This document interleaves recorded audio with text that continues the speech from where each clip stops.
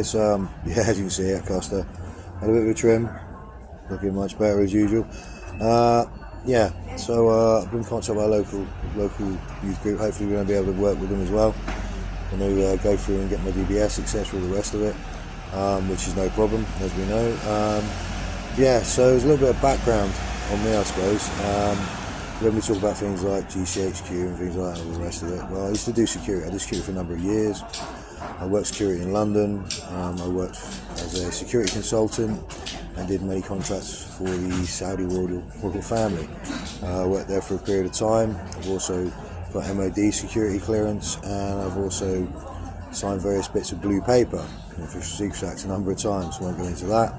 And in 2018 I was offered an internship with MI5.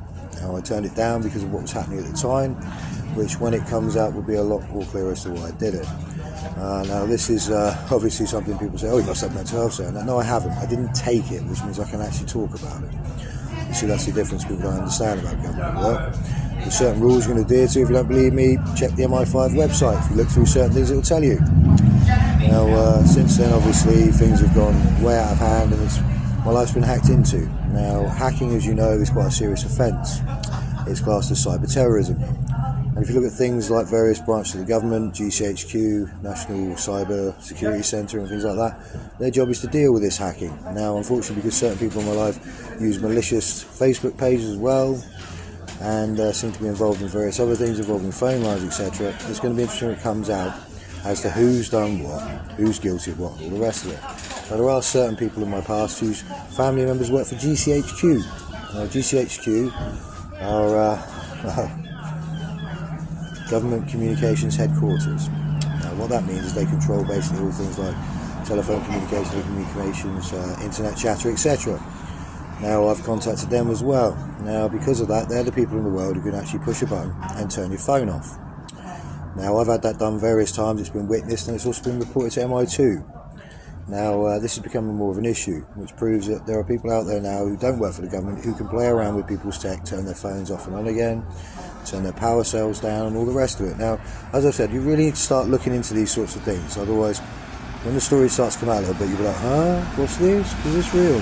This is real, trust me. People can play around with people's technology, they can turn lights on and off, they can stop kettles from working. They can literally stop technology working in people's homes. Now, this is something you might want to look at. It's not me trying to scaremonger people, it's me trying to open people's eyes in the world, and the country especially, to the sort of thing that can be done now by people living next door.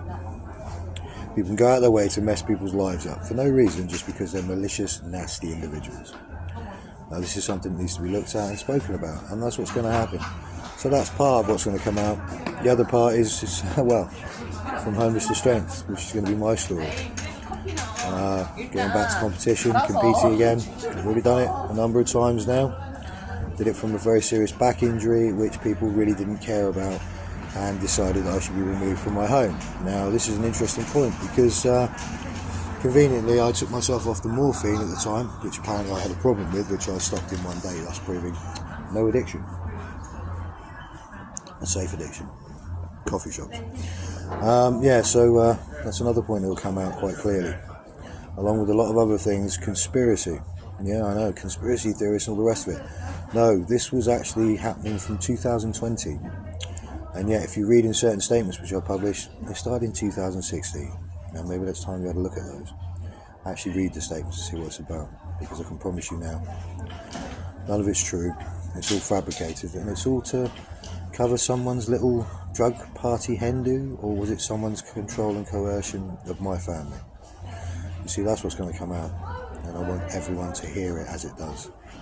So now you're on this journey with me, so yeah, let's see where it goes. Right, I'll speak to you later, guys, and enjoy my tea. See ya.